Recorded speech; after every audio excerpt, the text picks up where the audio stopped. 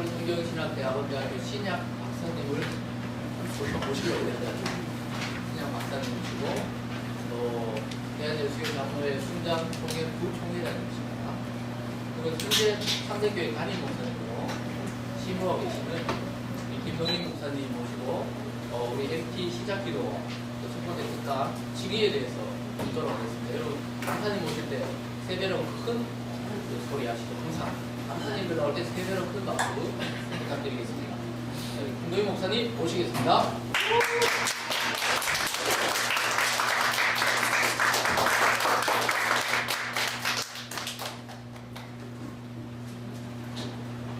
우리 제자훈련반 팀들을 아침에 지금 만나니까 너무 반갑고요. 무엇보다 소개가 정말 감동적인 소개를 해주셨어요. 제가 기도하겠습니다. 하나님 참으로 감사합니다. 하나님의 은혜와 사랑으로 저희들이 예수 믿고 구원을 받고 하나님의 자녀가 되고 백성이 되어서 하나님을 섬길 수 있는 고귀한 기회와 은혜를 주시고 또 이 땅을 살아가면서 하나님의 거룩한 뜻을 따라 살아갈 수 있도록 인도해 주심을 감사를 드립니다. 오늘 우리 제자훈련반 2014년도 하반기 마감하면서 MT로 저희들이 모였습니다. 우리 각 사람에게 열린 마음과 사모하는 마음을 주시고 또는 오전 이 칭의, 구원에 대한 강의에 하나님이 함께하사 성령께서 역사하심으로 우리 각 사람이 지각이 열리게 하시고 하나님의 계시의 뜻들이 분명하게 심령 가운데 밝혀져 하나님의 놀라운 사랑과 구원의 놀라운 은혜를 다시 한번 확인하고 찬양하며 감격하는 시간 될 수 있도록 복내려 주시옵소서. 감사드리며 예수님의 이름으로 기도드리옵나이다. 아멘. 자, 우리 하나님 말씀 오늘 몇 구절을 찾아보게 되겠는데요. 네, 우선 로마서 3장 19절에서 31절까지 말씀드리겠습니다. 로마서 3장 19절에서 31절까지요. 신약 성경 243면 로마서 3장 19절에서 31절까지 자, 한 구절씩 교독하고 31절은 함께 한 목소리로 낭독합니다. 우리가 알거니와 무릇 율법이 말하는 바는 율법 아래 있는 자들에게 말하는 것이니 그는 모든 입을 막고 온 세상으로 하나님의 심판 아래 있게 하려 함이라. 그러므로 율법의 행위로 우리 앞에 교독하심을 얻을 수가 없나니 율법으로는 죄를 깨달으리라. 이제는 율법 외에 하나님의 한 의가 나타났으니 율법과 선지자들에게 증거를 받은 것이라. 곧 예수 그리스도를 믿어 말미암아 모든 믿는 자에게 주는 하나님의 은이 차별이 없느니라. 모든 사람이 죄를 범하였음에 하나님의 영광에 이르지 못하더니 그리스도 예수 안에 있는 성령으로 말미암아 하나님의 은혜로 값없이 의롭다하심을 얻은 자 되리라. 이 예수를 하나님이 그의 피로써 믿음으로 말미암는 화목 제물로 세우셨으니 이는 하나님께서 길이 참으시는 중에 전에 지은 죄를 간구하심으로 자기의 의로우심을 나타내려 하심이니 곧 이때 자기의 의로우심을 나타내사 자기도 의로우시며 또한 예수 믿는 자를 의롭다하려 하시니라. 그런즉 자랑할 때가 어디냐 있을 수가 없느니라. 무슨 도구로냐 행위로냐 아니라 오직 믿음의 도구로니라. 그러므로 사람이 의롭다하심을 얻는 것은 율법의 행위에 있지 않고 믿음으로 되는 줄 우리가 인정하노라. 하나님은 다만 유대인의 하나님이시냐 또한 이방인의 하나님은 아니시냐. 진실로 이방인의 하나님도 되시느니라. 하나님께서 믿음으로 말미암아 또한 너희를 가지고 믿음으로 말미암아 의롭다 하실 그분은 분이시니라. 그런즉 우리가 믿음으로 말미암아 율법을 파기하느냐 그럴 수 없느니라. 우리가 율법을 굳게 세우느니라. 자, 여러분 오늘은 특별히 우리 제자훈련반들이 기본적으로 다 알고 있는 사실, 다시 한번 확인하면서 이 구원에 다양한 내용이 있는데 그중 칭의, 이것을 반드시 알아야 되고요. 그 다음에 구원받은 사람이 어떻게 살아갈 거냐라는 이 성화, 거룩한 삶에 대해서 이 두 트랙이죠. 두 바퀴가 믿음의 삶 가운데 굴러가고 있어요. 그 중에 제가 앞바퀴를 지금 치료하고 있고, 뒷바퀴는 우리 훌륭한 간사, 김웅신 간사가 다음 시간에 저보다도 또 또렷하게 설명을 해 주시게 될 겁니다. 아마 이런 구원 문제는 좀 확인하고 계시죠? 인간은 타락되었다. 그렇죠? 그 다음 인간은 타락되고 오염되었고 또 무능하고 부패했다. 인간은 하나님을 알 수 없고 진리의 식을 붙들 수가 없다. 하나님께서 계시로 우리에게 다가오시면서 우리에게 예수 그리스도를 계시로 보내주시고 그리스도의 대속의 죽음을 통해서 우리가 지은 모든 죄를 다 도말하시고 치우시고 제거하시면서 예수를 믿음으로 우리가 구원을 얻고 그 다음에 하나님의 자녀가 되고 하나님의 백성에 대해서 살아간다. 이거 기본적인 틀이죠. 그래서 믿음으로 구원을 얻는다. 이게 이제 사실 칭의 얘기를 지금 하고 있는 겁니다. 그래서 여러분 다 알고 있는 얘기들을 일단 구원 문제를 토식으로 잠깐 설명을 해 드리고 그 다음에 우리가 주어진 칭의에 대한 내용들을 좀 살펴보면서 좀 정리를 좀 하겠습니다. 제가 그림을 사실 잘 못 그려요. 한 3번 연습했는데도 이게 잘 안 되더라고. 어쨌든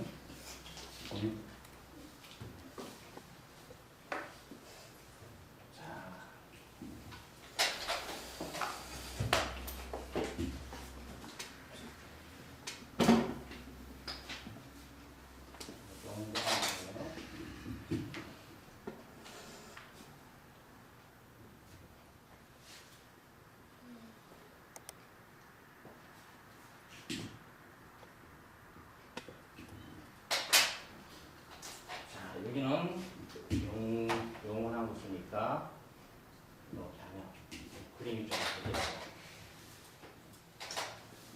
자, 우리 여러분 여기 보시게 되면 그 공간이 나온 것처럼 우리가 구원 문제에 있어서 하나님과의 그 관계 문제입니다.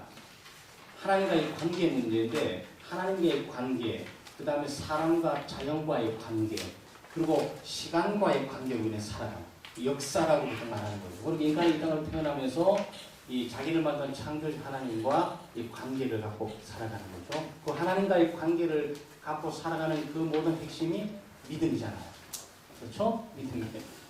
그 다음에 우리가 이 세상을 살아가면서 사람과 더불어 살아가고 자연과 더불어 살아가면서 살아가잖아요. 네? 그것이 사랑이에요. 그렇죠? 그 다음 믿음 나오죠? 그 다음 사랑이 나오죠. 중요한 주제입니다. 그 다음에 우리가 역사 가운데 살아가고 하나님과의 관계를 통해 살아가든지 또는 사람과의 관계를 통해 자연과의 관계를 통해 살아가든지 이 살아가는데 시간이 있어야 되잖아요. 그렇죠? 하나님과의 관계도 시간이 단절되면 끝나는 거고 사람과의 자연과의 관계도 시간이 단절되고 여러분 죽어버리면 끝나버리잖아요. 그렇잖아요? 그러니까 이 시간대 관계가 우리 소망이라고 말하는 겁니다. 그러니까 내일 살 힘이 있는 삶의 생명력이 있는 것은 우리가 소망이 있기 때문이죠. 그래서 우리에게 등식은 하나님과의 관계, 요게 믿음입니다. 이렇게 되겠죠. 그렇죠? 그 다음에 사람과의 관계, 요게 사랑입니다. 이렇게 되겠죠? 그 다음에 시간과의 관계, 요게 소망입니다. 요게 처음 설정된 창세기 1장, 2장에 3장에 있는 사건이에요. 사실 타락 전의 사건. 요게 에덴 동산.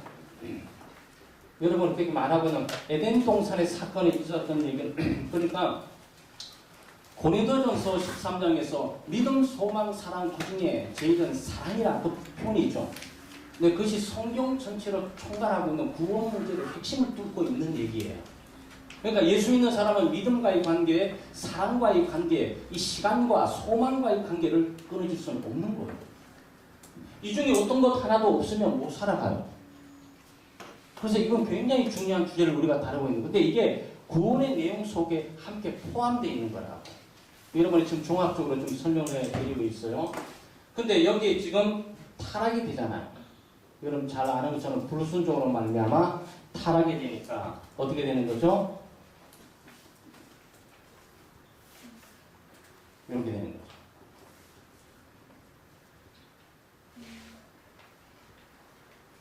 이렇게 되는 거죠. 그렇죠? 요게 상태입니다.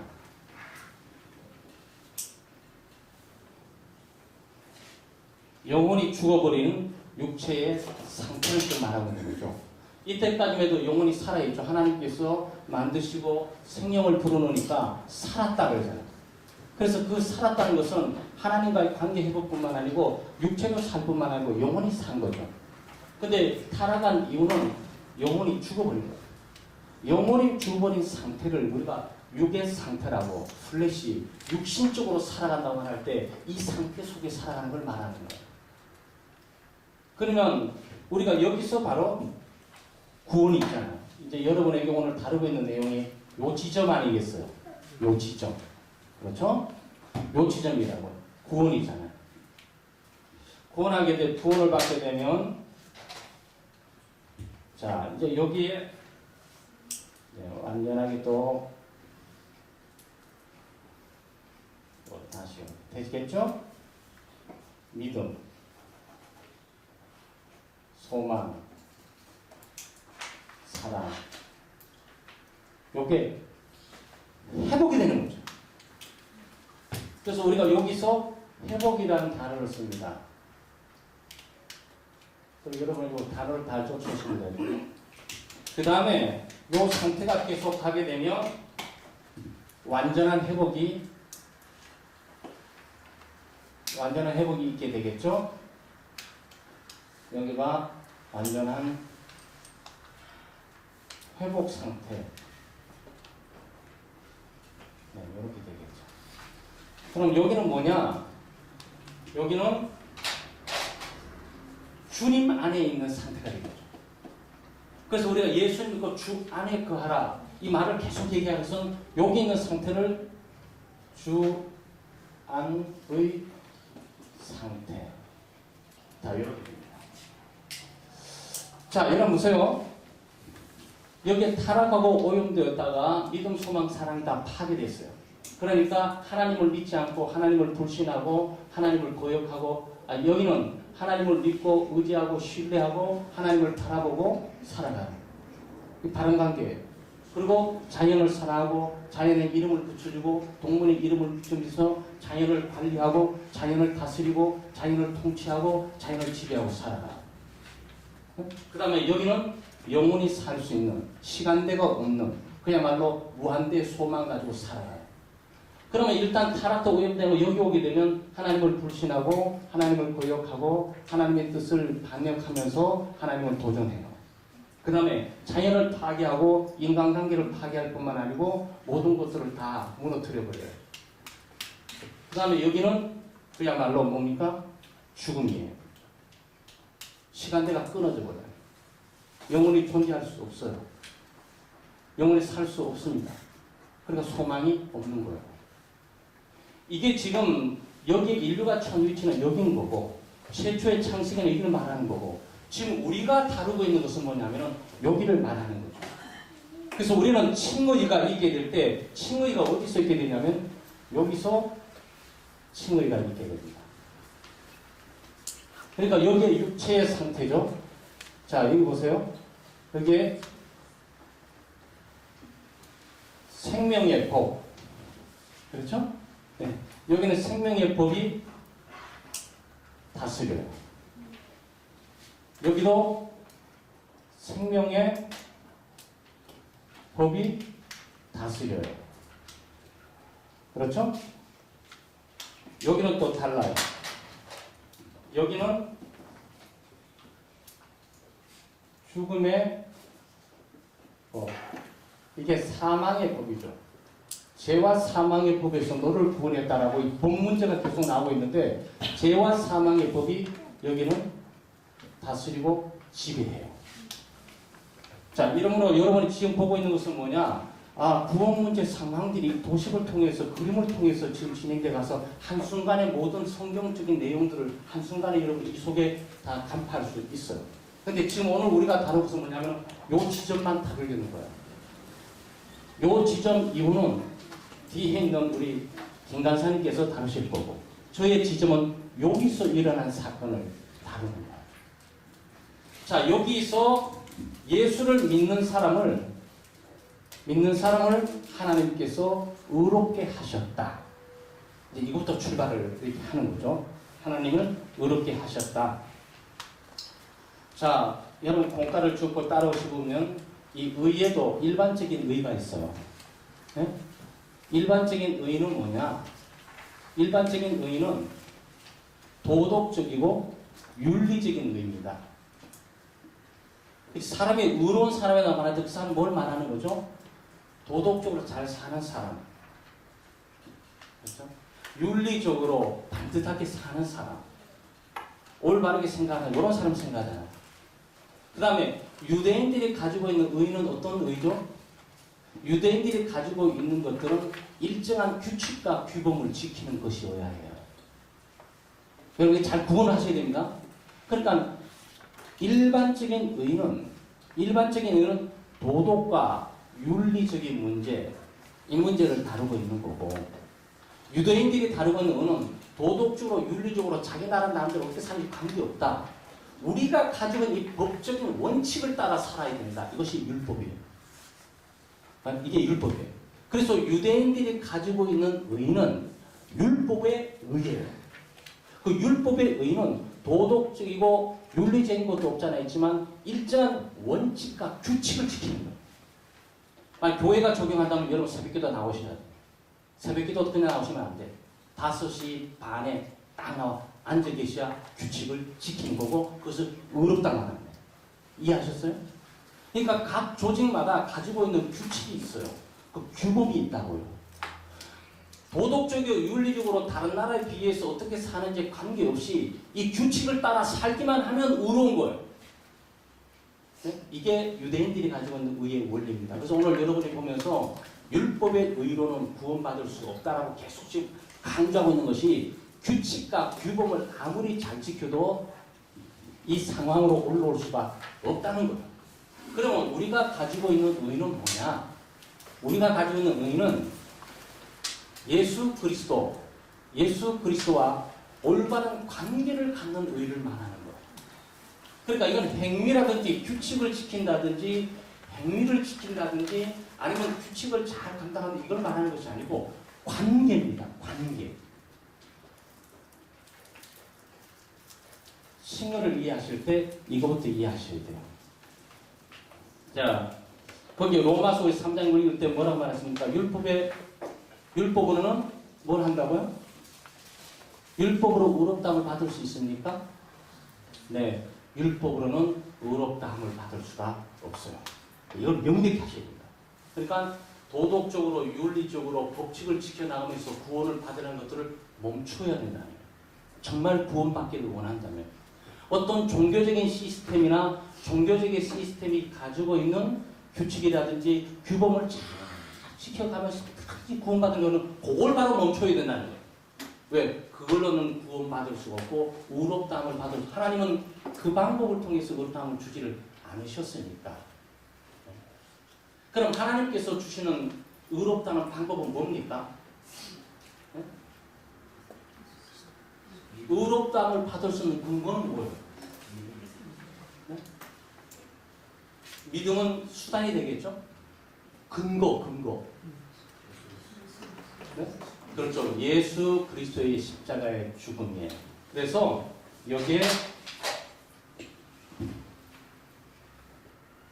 그리스도입니다. 이거 빠지면 다 소용없어요. 그래서 하나님께서 우리에게 화목 제물로 주셨다. 네? 예수 그리스도께서 우리를 대신해 십자가를 못 박혀 죽으셨다. 바로 우리의 모든 죄값들, 이 타락하고 오염 이 상태에 놓이게 했던 모든 원인들, 이 상태에 놓이게 했던 모든 책임들을 여기서 다 없애버렸어요. 그러니까 이게 우리의 믿음의 근거가 되는 거고 의롭다함의 근거가 되는 거예요. 그래서 하나님께서 우리를 의롭다고 하시게 될 때 바로 이걸 근거로 해서 의롭다함을 주는 거예요. 만약에 이것과 관계가 없는 사람은 어느 누구도 다른 방법으로 의롭다함을 받을 방법이 없어요. 이것은 하나님께서 의롭다 하시는 한 방법이에요. 그러니까 우리가 의롭다함을 받기 위해서 어떻게 하는 거죠? 도덕적으로 윤리적으로 잘하고 부모에게 효도도 해보려고 노력하고 친구에게 사랑을 베풀려고 노력하고 자기가 있는 불교이고 천주교 모함목교라는 어떤 그런 시스템의 체계 그런 규칙과 규범들을 지켜보려고 노력을 많이 하는데 하나님은 그 방법을 통해서 네가 의롭다라고 말한 적이 한 번도 없다는 거예요. 그런 방법으로 의롭다함을 주는 구원 방법을 한 번도 말한 적이 없다는 거예요. 그러면 하나님께서 우리처럼 타락하고 오염된 자를 의롭다고 구원하는 방법이 무엇이냐? 그것은 하나님 자신이 예비해 주신 하나님의 아들 독생자 예수 그리스도의 대속의 죽음과 이 부활 사건을 근거를 해서 이것을 믿는 믿음과의 관계를 통해서 그 믿음으로 그를 의롭다고 해 주십니다. 이걸 우리가 일반적으로 얘기해서 칭의라고 합니다. 하나님께서 의롭지 않는 우리를 의롭다고 여겨주시는 거예요. 의로운 행동을 전혀 하지 않고 의로운 규칙을 전혀 하지 않았음에도 불구하고 하나님 바로 우리가 믿는 그 믿음 때문에 하나님은 우리를 의롭다고 예산해 주시고 간주해 주시는 것이에요. 그러니까 칭의의 근거는 뭐죠? 칭의의 근거는 십자가의 사건이에요. 그래서 바울 사도가 십자가 이외에 다른 것이 자랑할 것이 없다 그랬어요. 바로 이 문제 때문에 그런 거예요. 이 문제 때문에. 하나님께 인정받는 이 유일한 문제 때문에 십자가 외에 자랑할 것이 없다 그랬어요. 그러면 칭의를 얻는 수단은 아까 말한 것처럼 뭐죠? 믿음이에요. 자, 요거는 이제 우리가 요걸 이제 디테일하게 아주 설명을 좀 하게 될 거예요. 믿음이에요. 믿음입니다. 자, 한번 이 성경 구절 제가 여러분 본 것처럼 성경 구절을 이렇게 보시게 되면 한번 26절에 예수 믿는 자를 의롭다 하리 하십니다. 그렇죠? 27절에 무슨 법이냐 행위냐 아니다. 오직 믿음의 법이다. 28절에 의롭다 하심을 얻는 것은 율법 행위에 있지 않고 뭐라고요? 믿음으로 된다. 그 다음에 30절에 믿음으로 말미암아 또한 무한한 자도 믿음으로 말미암아 의롭다 하신 하나님은 한 분이시다. 무엇으로 말미암아 의롭다함을 받는다고요? 믿음으로. 31절에 뭡니까? 우리가 믿음으로 말미암아 율법을 폐하느냐. 자, 여러분 보세요. 그러니까 짧은 구절 내에 계속 행위, 믿음, 행위, 믿음, 행위, 믿음이 계속 대조하고 있어요. 그러니까 우리는 믿음으로 말미암아 의롭다함을 받게 되는 거죠. 그렇죠? 네, 이 부분을 일단 분명히 이것이 구원의 토대가 되는 거예요. 그러니까 내가 구원받았다는 걸 내가 어떻게 알아요? 내가 착하게 사니까, 내가 윤리적으로 사니까, 내가 도덕적으로 사니까, 교회를 열심히 잘 다니니까, 예배 시간을 잘 지키니까, 성경 공부를 열심히 하니까 이게 아니라는 거예요. 그럼 뭐냐? 요것 때문이라는 거예요. 구원 받고 싶고 의롭다고 얻고 싶냐? 요걸 붙들라는 거예요. 그럼 뭘로 붙드냐? 믿음으로 붙들라는 거예요. 그 하나님이 보고 있는 것은 요 사건을 믿는 믿음을 의롭다고 여겨주는 거예요. 여러분 이 부분이 그럼 이 믿음은 어디서 나냐? 여러분이 잘 아는 대로 에베소 2장 8, 9절 말씀에 너희가 그 은혜를 인하여 믿음으로 말미암아 구원을 얻는다니 너희에게 나는 것이 아니고 하나님의 선물이라. 믿음은 하나님의 선물인 거예요. 자, 이래서 이것이 은혜가 되는 건데 이 부분들이 여러분 이해가 분명해지게 되죠. 그리고 믿음, 소망, 사랑이 회복되면서 이제 여기로부터 점진적으로 이렇게 영광스러운 완전한 상태로 가게 되는 거예요. 그렇죠? 그러니까 죄와 사망의 법, 죽음의 법이 지배하는 것부터 구원을 받고 여기와 회복이 되는 거죠. 이게 그리스도 안에 있어야 되는 그 상태인 겁니다. 그러니까 여기서 지금 어떤 일이 일어납니까? 믿음이 있기 전에 제일 먼저 하나님이 여러분을 부를 때 뭘 어떻게 부르는 거죠? 선택. 그렇죠? 하나님이 여러분을 선택했다고 그러잖아요. 그 다음에 부르심. 하나님이 여러분을 부르셨다고 그러잖아요. 그렇죠? 그 다음에 중생. 중생은 뭐죠? 예, 거듭나서 새로운 생명을 주었다고 그러잖아요. 새로운 생명이 믿음으로 표현될 수도 있는 것이고 또 새로운 생명이 하나님께서 우리에게 부여해 주신 의로 표현될 수가 있는 거예요. 그 다음에 뭐죠? 회심. 회심이 뭡니까? 네. 회심은 회개. 심은 뭐죠? 믿음이에요. 회개와 믿음.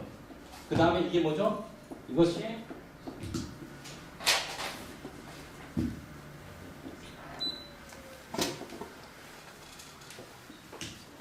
이것이 칭의예요. 자, 여러분 보세요.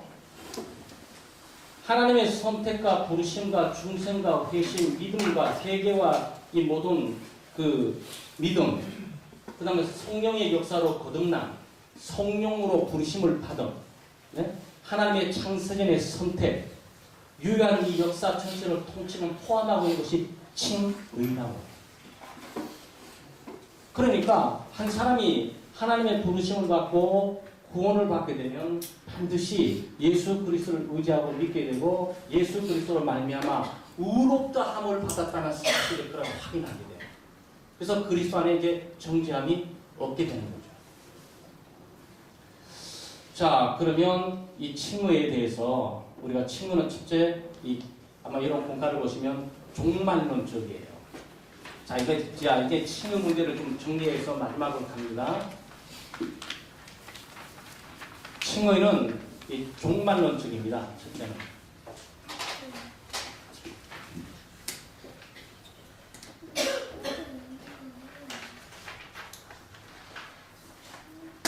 자, 종말론적이라고 제가 말씀을 드렸죠.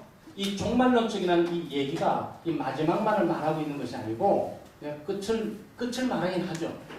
끝을 말하긴 하는데 종말론적인 말을 하게 될 때 여러분 이 사건들을 잘 이해를 하셔야 돼요. 자, 제가 하나 그립니다.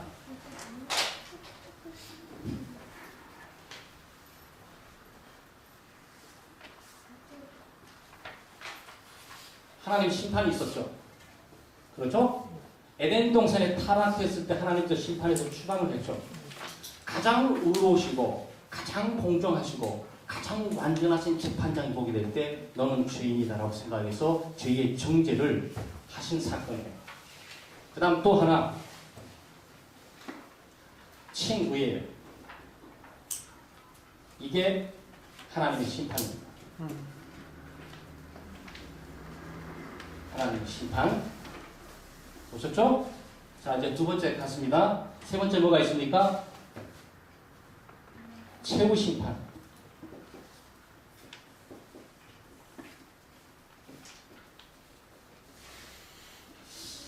자, 여러분 하도 신학적으로 어렵기 때문에 제가 그림 도표를 해가지고 여러분이 방향성을 이해시키려고 지금 노력하고 있어요. 하나님께서 심판 한번 하셨어요. 그렇죠? 하나님께서 심판 한번 하셨어요. 어디서 심판하셨어요? 십자가의 사건이 심판의 사건이에요. 그 다음에 최후적인 심판하게 된다고. 자, 보세요. 그러면 하나님께서 예수 그리스도를 이 땅에 주셨을 때 그리스도께서 십자가 못 박고 죽으실 때 그 죽음의 사건은 무슨 값입니까? 죄값이죠. 여기에 오는 모든 세계 죄값을 여기서 하나님께서 처리를 하십니다. 그리고 앞으로 올 모든 죄를 여기서 처리를 하셨다고. 이 세상 마지막 날에 하나님께서 예수 그리스도 당신의 아들을 보내시고 마지막 말씀의 계시를 이렇게 말씀하시면서 지금까지 있었던 모든 예언자들의 예언들을 성취하는 걸로 나타납니다. 최후적인 통첩이 바로 예수 그리스도예요. 십자가에 못 박혀 죽은 사건은 뭐냐면은 인류 여기에 있는 알파, 오메가. 여기는 모든 인류의 죄값들을 예수 하나님께서 예수 그리스도에게 심판을 하신다고. 네? 그러면 이 심판이 갖고 있는 것은 뭐냐? 미래 심판을 당겨서 온 거예요. 그럼 여러분 여기서 지금 어떤 심판을 받으셨습니까? 어떤 심판을 받으셨죠? 의롭다! 심판이 결정됐다. 여러분의 판결들은 하나님의 나라에서 의롭다고 이미 판결이 나버렸다. 무죄하고 용서가 될 뿐만 아니고 이 사람은 하늘나라의 상을 받아야 될 의로운 사람이다라고 이미 믿음으로 결정이 된 거라고. 판결되어버린 거예요. 그럼 여러분 여기 판결 기다릴 필요 있습니까? 다 끝나버렸어요. 바로 이게 종말론적이라는 의미예요. 이게 종말론적인 의미라고 표현하게 될 때 바로 우리가 이 사건을 말하는 거예요. 여러분 이 사건을 좀 더 표현을 해드린다면 이 시간들이 여기 있잖아요. 알파고 여기 오메가 아닙니까? 역사의 중심에 예수 그리스도께서 계시죠? 네? 여기에 각 세기마다 많은 예언자들이 예수 그리스도께서 오실 것을 계속적으로 예언해 줬죠? 그래서 예수 그리스도께서 이 예언을 성취를 합니다. 네? 성취를 하죠. 여기 있는 모든 사람들은 어떻게 구원을 받습니까? 아브라함이나 모세 같은 분에서 어떻게 구원받습니까? 예수를 믿음으로 구원을 받습니다. 네. 예수를 믿음으로 구원을 받는 거예요. 그러면 예수 그리스도 오시고 하는 이 모든 사건 가운데인데 여기 있는 사람은 어떻게 구원받습니까? 이미 오신 예수 그리스도를 돌아보면서 믿음으로 구원을 받습니다. 역사의 중심에 예수 그리스도께서 계시는 거죠. 그렇죠? 이것을 우리가 BC라고 말합니다. Before Christ. 그리스도 오기 전을 말하는 거죠. 저는 여러분 역사의 큰 줄기 이걸 지금 보여드리고 계세요. 이거는 AD라고 말합니다. AD. 안테 도미네. 그리스도께서 통치하시다. 그리스도께서 통치하시다. 라는 이 시간들이죠. 시간의 주인은 예수 그리스도이세요. 그러면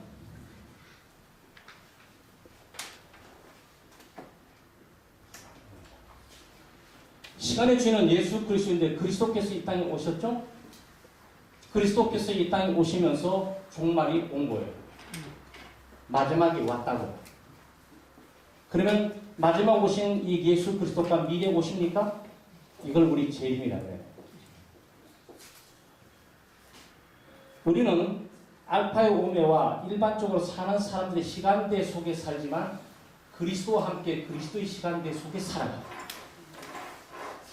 이것은 옛사람이고 요거는 새사람이에요. 여러분 양면의 시간을 살고 계신다고. 단절된 시간과 동시에 영원한 시간을 함께 살고 계신다고. 어떻게 그렇게 가능하냐? 이분 안에서 가능합니다. 그래서 기독교는 그리스도예요. 우리 구원의 근거는 그리스도예요. 그리스도가 없는 어떤 것도 우리는 존재할 수 없어요. 바로 이것 때문에 우리가 예수를 믿는 믿음으로 구원한다고 그리스도가 우리의 소망이며 그리스도의 우리의 구원의 근거가 역사의 소망이며 계속 말하는 것이 바로 이 사건 때문에 그런 거예요. 그러니까 예수 그리스도께 오셨으니까 우리는 아담의 시간대에 같이 살아가면서도 동시에 영원하신 하나님의 아들 그리스도가 이 땅에 이미 오심으로 이 영혼 속에 함께 영혼을 향해 살아가는 거예요. 여기 시간들이 예수 그리스도 오시면서 단절될지라도 우리는 그리스도와 함께 영혼을 향해 가는 거예요. 예수 그리스도를 믿는다는 얘기는 영혼을 향해 출발했다는 이 선상을 말하는 거예요. 그러니 우리가 예수 믿는 것이 얼마나 감격스럽고 이것이 얼마나 흥분되는 일이며 이것이 얼마나 소망적인 일이고 이것이 믿음 충만, 사랑 충만, 소망 충만으로 살게 하는 근거가 되냐고. 예수를 이렇게 믿고 사는 거지.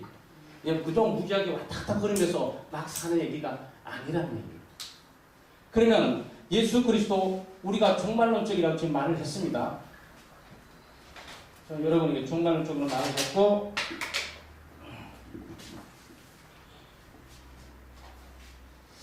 그리고 두 번째는 네, 이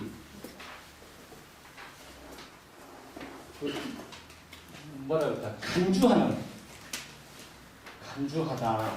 네? 이렇게 생각하면 되겠습니다. 계산하다. 여러분 보면은 imputed 그래가지고 거기에 하나님께서 인정해 주시고 계산해 주시고 여겨 주시는 그 의미예요. 그 의미인데 이 의미를 어떻게 설명해 드리냐면은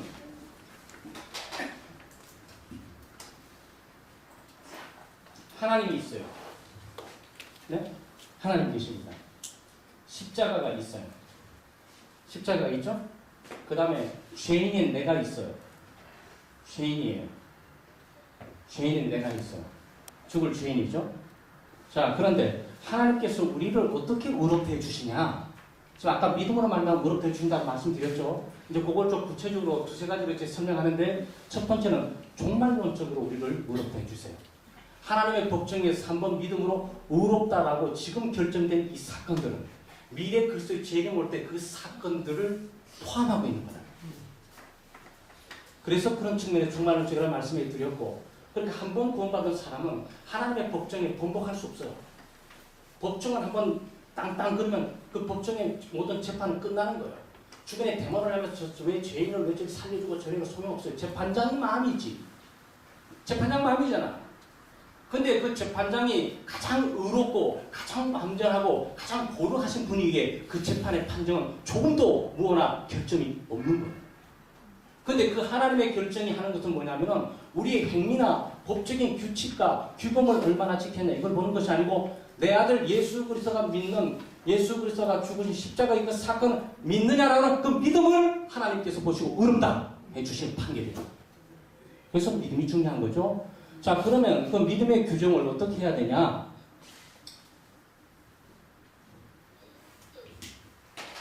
두 가지로 드릴게요.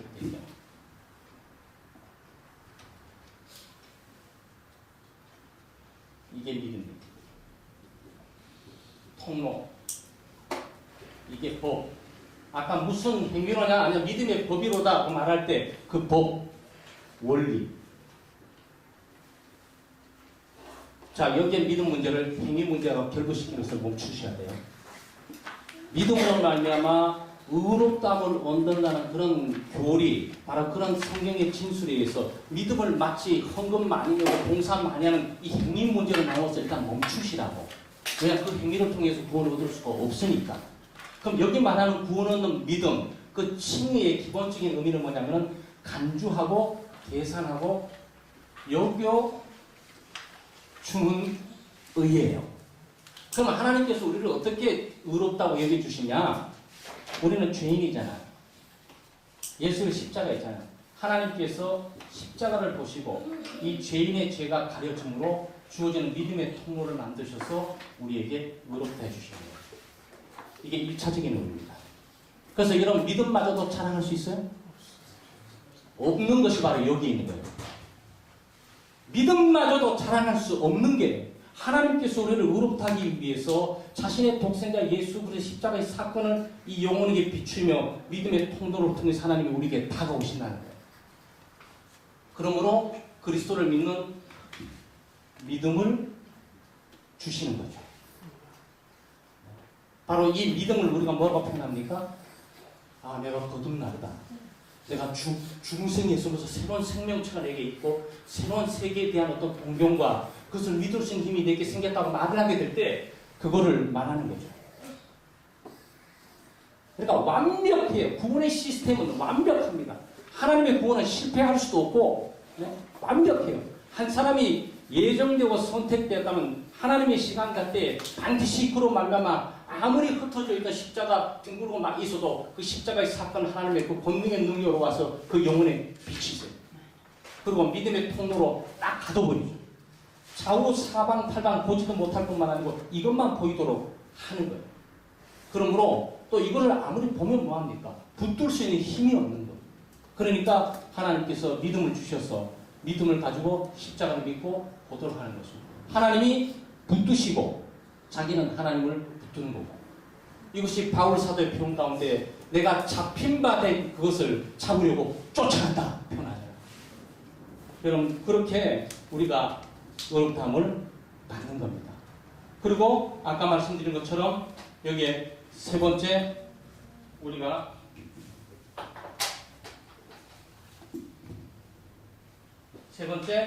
여기 주입된 의가 있는 거죠. 주입된 의. 그래서 칭의를 세 가지로 구분하시면 됩니다. 종말론적이구나. 이거는 여겨주고 계산되어지는 거구나. 그 죄인의 모습은 바뀌어지지 않았어요. 그대로라고. 죄진 모습은 그대로라고. 그렇지만 법정에서 이 사람 의롭다고 여겨져요. 왜? 예수 그리스도를 믿는 그 믿음을 보시고. 여러분 이게 얼마나 놀라운 줄 아세요? 그 믿음을 보시고. 그러니까 타락되고 오염된 죄인이 아무것도 할 수도 없고 할 수 있는 능력이 전혀 없음에도 불구하고 하나님을 믿고 하나님의 독생자 예수 그리스도를 통해서 너를 위해서 죄를 용서하며 십자가에 죽었느니라고 그걸 믿는 그 믿음의 그것을 하나님이 의롭다 여기준다는 거예요. 그래서 여기에 가장 핵심적인 것은 믿음인 거예요. 그 믿음이 있냐 없냐. 근데 그 믿음이 어떤 믿음이냐. 예수님을 내 구주로 주님으로 믿을 수 있냐 없냐. 그 믿음을 말하는 거예요. 하나님이 그 믿음을 보시고 그를 의롭다. 의롭다는 얘기는 뭡니까? 죄인 정도도 아니고 죄를 용서해 주는 것도 아니죠. 그렇잖아요. 한 사람의 죄인이 용서받을 수 있습니다. 근데 용서받는다 그래가지고 그 사람이 나와 우리 집안에 우리나라에 영광된 상을 받아야 될 사람이라고 생각하는 사람은 아무도 없어요. 우리 교회에 그 교육관을 다 파괴하고 갔는데 목사님 저 어떻게 해야 됩니까? 용서해 주시죠. 용서하세요. 용서한다는 것은 뭐죠? 내보내는 거죠. 책임을 묻지 않는 거예요. 그런데 의롭다는 얘기는 뭡니까? 교회 무너뜨린 게 아니고 교회를 10개 지어줄 정도 되니까 이 사람 상 받아야 됩니다라는 위치로 격상시켜놨다는 거예요. 누구를? 이 죄인을. 그게 칭의예요. 하나님의 의롭다함을 여겨준다는 그 얘기는 단순히 죄의 용서만을 말하는 게 아니에요. 용서를 더 초월해 가서 하나님의 나라의 가장 자녀다운 하나님의 백성일 뿐만 아니고 하나님의 자녀의 신분을 얻을 만큼 하나님께 의로운 자다라고 하나님이 인정을 여겨준다. 이게 구원의 핵심 문제입니다. 여러분, 제 시간이 좀 더 남았어요. 제가 시계를 보는 이유가 이 내용은 방대한데, 네, 이걸 좀 빨리빨리 정리를 좀 해고, 여러분 이거 정리하셔야 됩니다. 네, 정리하시고, 딴 건 다 몰라도 우리가 찾아낼 게 아무것도 없구나. 그래 이 전체를 지금 이 전체 있잖아요. 이게 선택해 주시고 또 불러주시고 중생해 주시며 성령의 역사를 주시고 회심하게 하시며 의롭다 여겨지는 이 모든 사건을 통칭해서 있는 단어 하나 있잖아요. 그게 은혜입니다. 주의 은혜 찬양하게 될 때 여러분이 이걸 전체를 생각을 해도 쫙 타고 지나가야 된다고. 그래서 그 영혼의 영광과 찬양 가운데 감격, 뭐 다 다른 단어 다 필요 없어요. 그렇죠? 네. 선택 하나만 해도, 부르심 하나만 해도, 중생 하나만 해도, 회심 하나만 해도 우리는 그 은혜 감당할 길이 없어요. 근데 이 모든 내용이 칭의 속에 다 포함되어 있다고. 보통 하나님께서 의롭다 여기는 칭의해주는 칭의의 내용 전체 속에 포함하고 있는 사건들이 바로 선택과 부르심과 중생과 회심이라고요. 이게 놀라운 은혜죠. 제가 한 2개만 그림을 그리고 말을 많이 하는 것보다 그림 그리기 빠르죠. 그림 잘 못 그리지만 못 그리면 좀 빨라요. 열심히 지금 하고 있는 것 같아요. 가볼까요?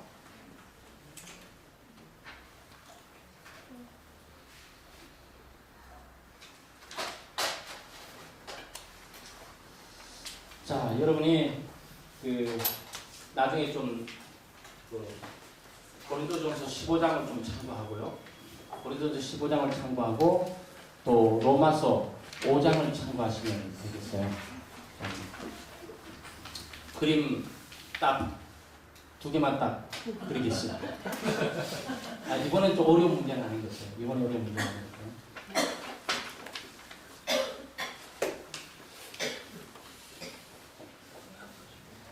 자, 쉽죠? 아담 그리스도. 아담은 불순종했죠? 예수님은 순종하셨죠? 그렇죠? 불순종의 대가는 뭡니까? 죽음이죠? 순종의 대가는 뭡니까? 영생입니다. 영생 또는 의. 예수 그리스도의 의. 예수 그리스도의 의. 율법 외에 하나님의 한 의가 나타났다. 그렇죠? 그러니까 이게 묘한 말이에요. 율법 외에 하나님의 한 의가 나타났다. 여기 율법이 있고 율법은 사람을 의롭다 여길 수 없죠. 율법은 완전한 것을 요구하니까 누가 율법에 완전한 것을 행할 수가 있겠습니까? 또 행할 수 없다 그래가지고 율법이 나쁘냐? 아니에요. 율법은 거룩한 거예요. 타락하고 오염된 죄인의 타락성이 율법을 율법답게 만들지 못할 뿐이에요.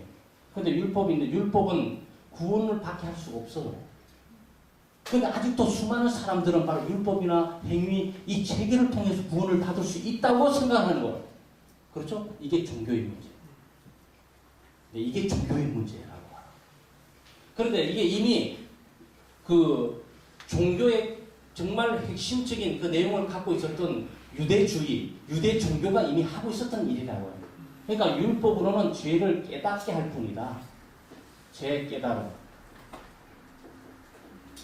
그러니까 율법은 구원할 수 없고 깨달음인데 또 율법, 그럼 율법 외에는 다른 게 하나 있어야 되잖아요. 그것이 그리스도라는 거예요.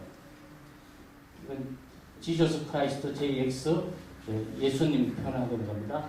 예수님은 율법 외에 하나님의 의. 네? 자, 얼마나 재밌는 얘기예요? 율법 외에 율법은 가장 의로운 것인데 가장 의로운 이것을 인간이 행위를 통해서 구원을 얻을 수 없으니까 율법 외에 다른 하나님의 한 의가 나타났다는 거예요. 그 하나님의 그 한 의는 바로 예수 그리스도인데 예수 그리스도가 어떻게 하나님의 의가 될 수 있냐?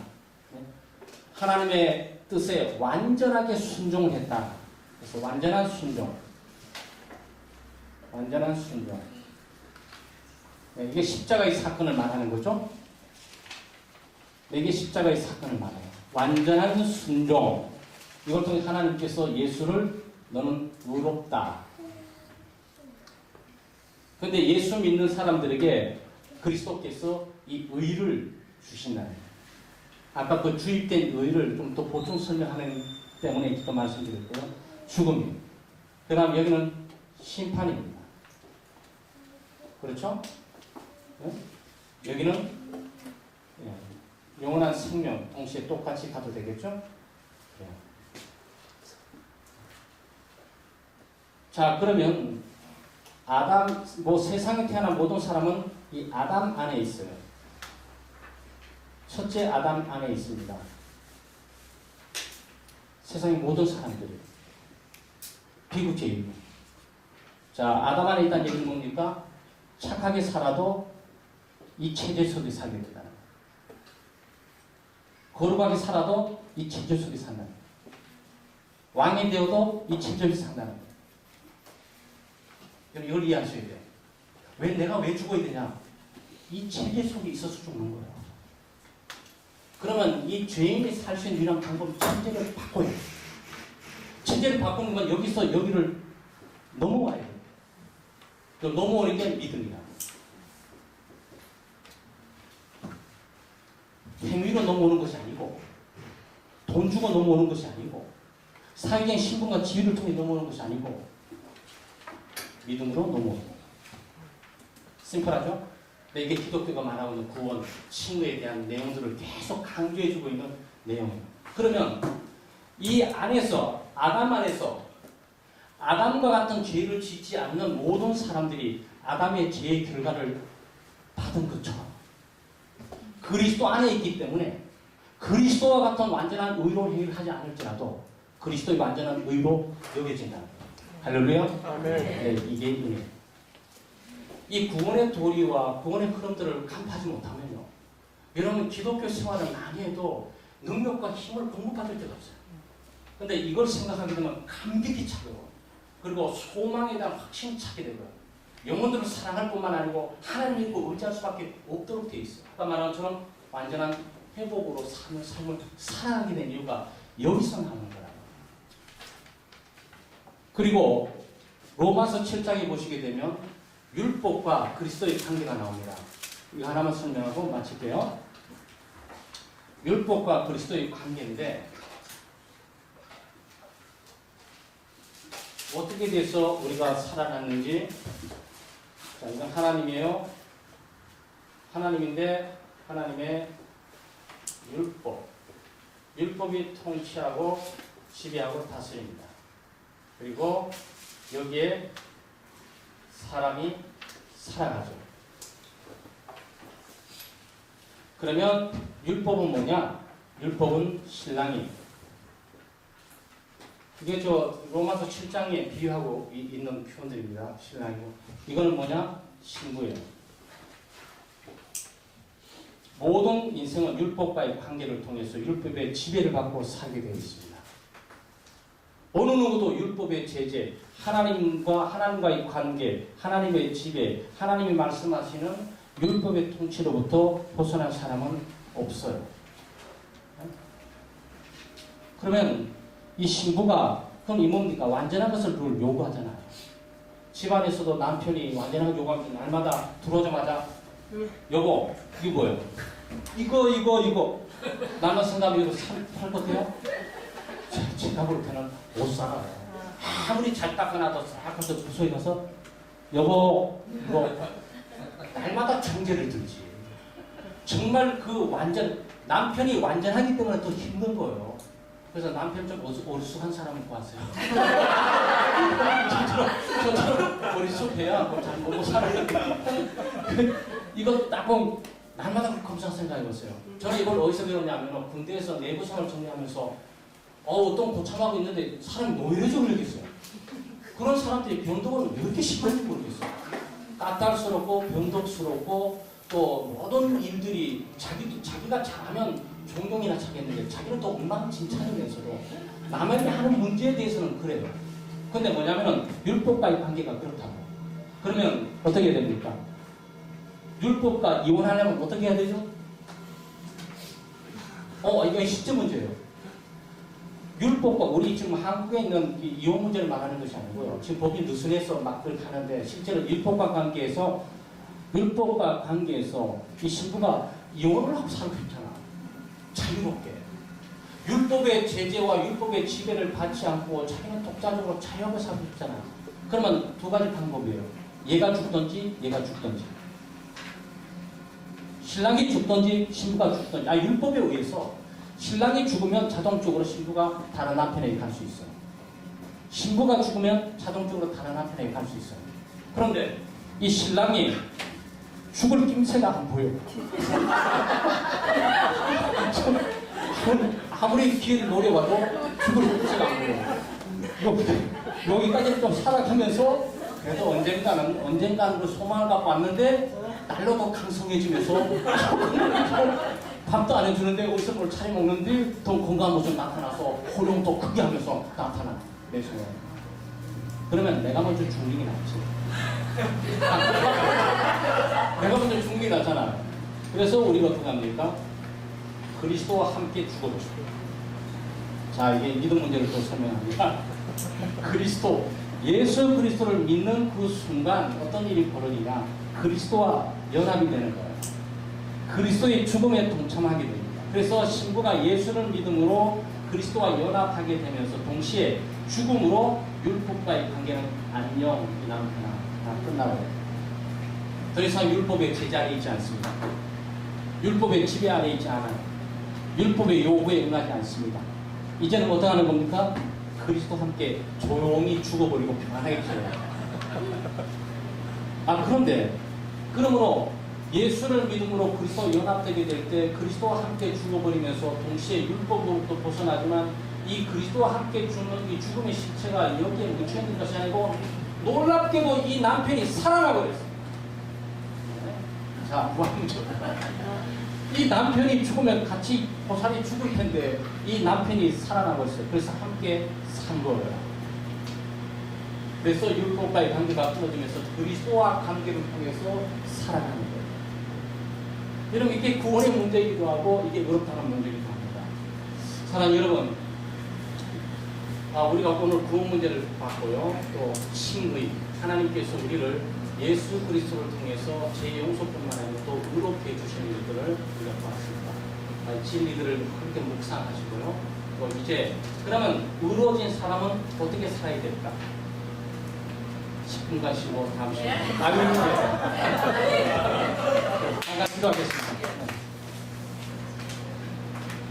하나님 감사합니다. 하나님의 은혜와 사랑으로 저희들을 붙드시고 또 오늘 제자 훈련만 구원 문제와 칭의 문제를 묵상했는데 정말 영광된 하나님의 은혜를 받은 자로서 구원과 의롭다함을 느낀 것들을 가장 감격스럽게 생각하고 이 하나님을 경외하고 하나님의 영광 위에 살아갈 수 있도록 도와주시옵소서. 감사드리고 예수님 이름으로 기도합니다. 네. 자, 10분 쉬고요. 여러분 다시 한번 큰 박수 부탁드립니다.